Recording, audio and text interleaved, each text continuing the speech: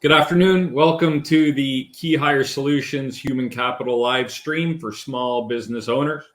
Today, I want to talk to you about inflation and how that could be impacting your human capital and acquisition plans. Before I do that, just want to tell you a little bit about KeyHire. We are a complete human capital solution for small business owners, meaning we do some talent acquisition, mainly in the leadership and specialized skills realm. If you want to upgrade a position, our expertise is really in helping small business owners develop and design and acquire talent for new roles within their companies to help them scale. And we're all about helping companies scale. And then the last thing we do is a full scale human capital plan from current state, future state. What does that organizational chart need to look like? How can we strategically work through that chart to put the people and capacity and experience in place that help your business get from A to B, whatever that is for you. Having said that, a topic of conversation I think everyone's talking about really is inflation and how is it affecting small business. And I think it affects small business even more because we small business owners just don't have the resources that the big guys have. I think inflation is at close to 9% now. And in its simplest terms, if you think about that, what does that mean for your salary you're offering? If someone was making $90,000 a year with inflation, they're now at $97,000, $98,000 a year, just in inflation. So to change jobs, if my current employer hasn't accommodated for inflation, I'm certainly going to be, as a job seeker, looking for my next employer to accommodate for that inflation. But inflation is also, we have a bit of a perfect storm going in terms of available candidates or employees. A couple things have happened over the last couple of years. Perhaps you've heard about the pandemic. And I don't want to make this a political statement at all, but we've just lost a lot of working age people, more working age people than on average, to varying degrees. It could be a lot more, it could be a little more, but we've lost some due to the pandemic. The second thing is we need to consider in 2020, there were a record number of applications for small business loans. And that number was 4.4 million people applied for a small business loan. In 2021, we set a new bar with 5.4 million applications. Now, I think the average before that is probably around 2.5 to 3 million. So there's a couple million people that have started their own businesses, hung their own shingle, and have taken themselves off the workforce. There's also a little bit of voodoo we need to think of here, because that number does not reflect solopreneurs that did not apply for small business, right? We've heard of this gig economy. We've heard of contractors. We've heard of freelancers. And a lot of people with specialized talent are now contracting or freelancing their work. So in 2021, 5.4 million people applied for a small business loan. But how many more million people started their own business out of pocket, are bootstrapping their business, didn't want to get into debt, doing it from their own home? How that impacts the workforce is really interesting. So there used to be kind of 2.8 applicants per position, 2.8 people out there that were available to work for every position being advertised. And with all of the factors, when we take them all into account, that number has been cut in half. There are literally 1.4 people available to work for every position. 1.5 people per position. So if you don't think that makes it competitive, there's one person, maybe two out there that are interested or qualified or want the job you're posting, and inflation has increased our economy by, let's round it up to 10%. What does that mean for a small business owner? how can we possibly attract the talent we need and acquire the talent we need to scale our business and move it forward. And a lot of the conversations I'm having with business owners and my clients are around that. Like, how do we keep up with these prices? How can we afford to bring people in? And how does it affect the organization? Because obviously, if you bring in someone new to the business and they're making 10% more than someone who's been there for 2, 3, 5, 10 years, that could cause a little uneasiness in the business. Your salary structures are going to be thrown out of whack. But the argument, well, we think we can find someone in this price range, is a tough one, because you can find someone in that price range. Absolutely. Are they going to have the skills, experience, and capacity you need to scale your business? Probably not, because people aren't moving jobs. In this right now, currently, people aren't moving jobs for a 5% increase. And they're certainly not moving jobs for the same pay. And I've had a lot of clients, not a lot. I've had some clients in the past and some prospective owners I've talked to who their philosophy was, I don't know them. I'm not going to offer them all that money. I need them to work in here and understand my business, and then I'll give them the raise. They need to earn it. They need to show me they can do it before I'm going to pay them the big bucks. That philosophy is very detrimental to your business. At KeyHire, our whole philosophy is we want to maximize the probability of a successful hire. And there are a number of things we can do to that. But a lot of small business owners have the mindset of they want to take a flyer. They want to hire on potential and hope that that person can swim when they throw them in the deep end and get a hold of things and really excel and be a rock star. And that can happen. And in most businesses, it has happened. And a lot of people will hang their hat on that. Yeah, well, we've hired a real up-and-comer before, and they were a real rock star for us. But they forget about the 10 failures that happened before that. And those 10 failures, the cost of those 10 failures far exceeds the value that one person is bringing to your business. So let's get back to this inflation topic. If we're trying to hire a leader in our salary range, our research or the company we hired to give us a range says an effective salary range for this position is $90,000 to $110,000. And then we as a business owner say, so we think if we pay mid-range, we should be able to get someone good. I want to walk through that kind of line of thought. If you're paying mid-range to get them into the building, that means they're making low end of the range to want to come to work for you for $100,000. That means they're making 85 to 90K, and they'll be excited about $100,000. That will move them across. So we're taking a low end person, a person on the low end of the salary range, and the majority of those people are probably not top performers. If they're making the low end of the range, they're probably not a top performer. There are a few exceptions, but we want to maximize the probability. We don't want to gamble. We don't want to take flyers and cross our fingers and hope. So we've already set ourselves up for someone who probably isn't going to succeed and be excited about 100. Even if we move to 110, now we're getting a mid-range employee and we're paying top of the range. But now we have inflation. $5,000 or $10,000 isn't doing it for people. And I'm in the market all day, every day. All I do is talk to business owners and potential candidates for the roles I'm working on developing and acquiring talent for with my clients. And I'm able to have honest conversations with people in the market. And people aren't going to move for 5 or 10 grand anymore.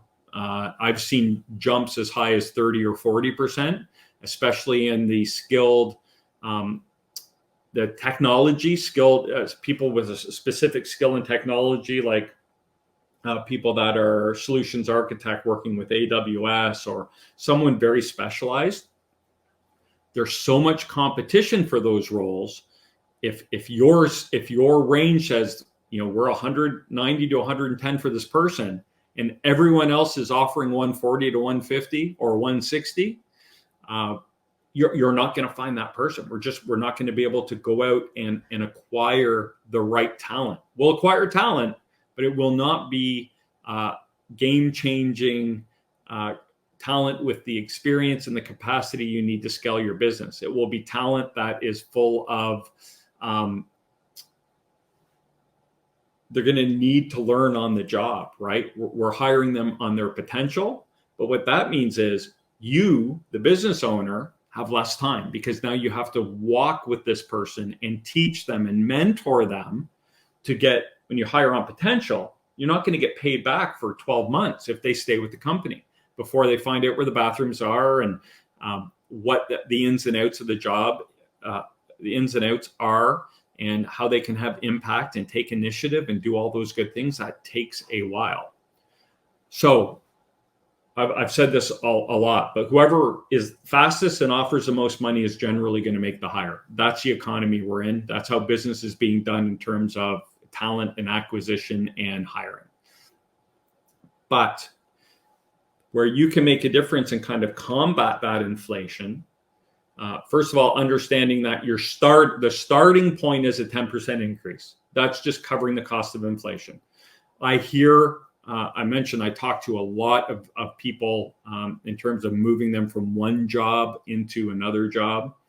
And the number one reason I'm hearing right now from skilled leaders is this: why are you looking to make a move? My employers, with inflation and the cost of living and everything happening here, I feel like I'm underpaid and I want to test the market. I hear that daily. I want to see what else is out there. My employer won't give me a raise. I've asked them, so I want to see who will give me a raise. And once you go into that mindset, 2%, if you offer 2%, someone else offers 10, they're going to go with 10, right? So it's a tricky situation. So start with the 10% increase. Just start there. That's so if you wanted to pay 100, start at 110. Now we need to give them a pay increase, right? And they're going to want another 10 or 15%. So now we're at $120,000, $125,000 for a $100,000 a year employee. Crazy and sad, but true. That's why it's important to have the right process in place. That's why making sure that you're hiring correctly is so important, because now we are really investing more money than we wanted to, but we have to invest that money.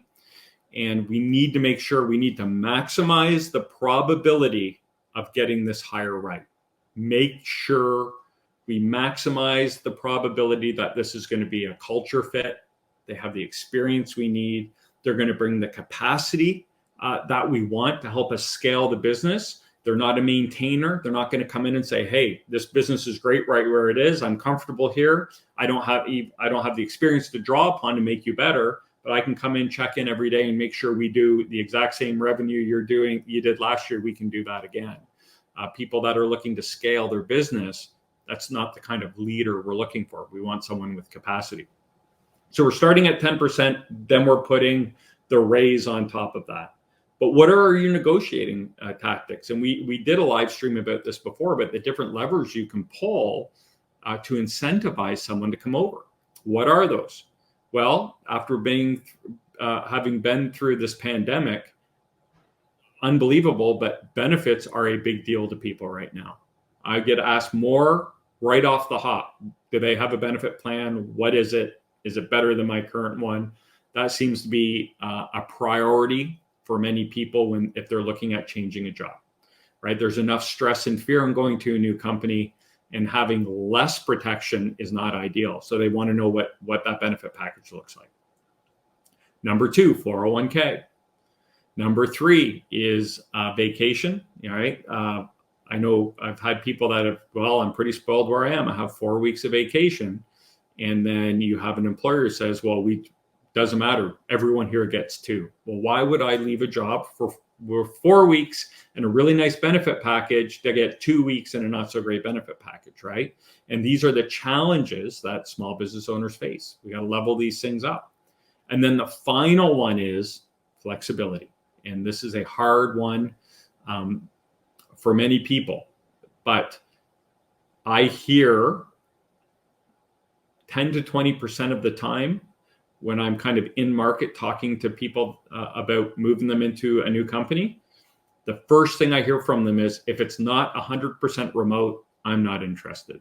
I even talked to one individual who told me, I've just rebuilt out a van and I'm spending the next year driving around the country. So if it's not 100% remote, I'm not interested. That was his plan. And his current employer was okay with that. So he already had that. So that's why 100% remote was important to him, because not being 100% remote is less than what he's currently got in his package. So flexibility is another lever we can pull. So if we can match them on cash or be close on cash, but offer the same or better benefits, the same or better 401k, the same or better holiday, vacation, and the same or better flexibility, now we have something to negotiate upon. And kind of those are the inflation busting techniques you can use.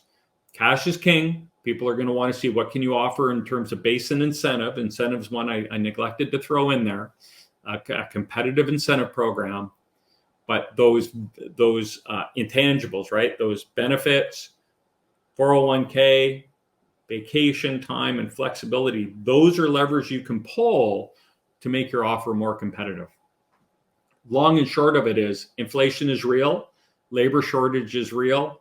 A lot of people are moving to, instead of hiring full-time people for key roles in their company, they're contracting that out. I just got off a call with one of my clients right before we jumped on this live stream, and they were talking about someone in their industry who had contracted out quality. They had a third-party company that was doing quality for their manufacturing facility. That's just a sign of things to come. Where a lot of people are wanting to contract because they can dictate their own fate. They can take days off when they want. They can work for who they want. If they don't like the people they're working for, they can fire them and hire someone new. We as small business owners are really under the gun to make sure we're offering the right culture, the right environment, the right package, making sure people are happy.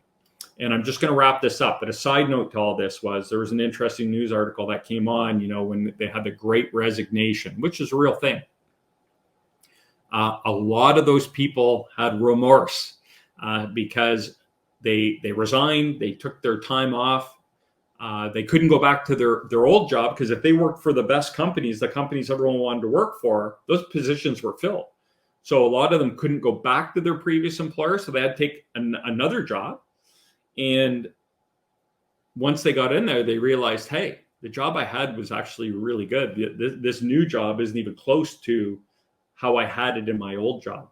So I think, we've equalized here in terms of people saying, well, there's better jobs out there. Well, maybe there's not. And as small business owners, we have the opportunity to be agile and flexible and react quickly to create the best work environment possible. And small business, working for a small business, a lot of people want to do that because they can influence and affect the business, and they want the culture of a small business, which is, fast moving, and they can talk to the owner and they can input their ideas and see them action.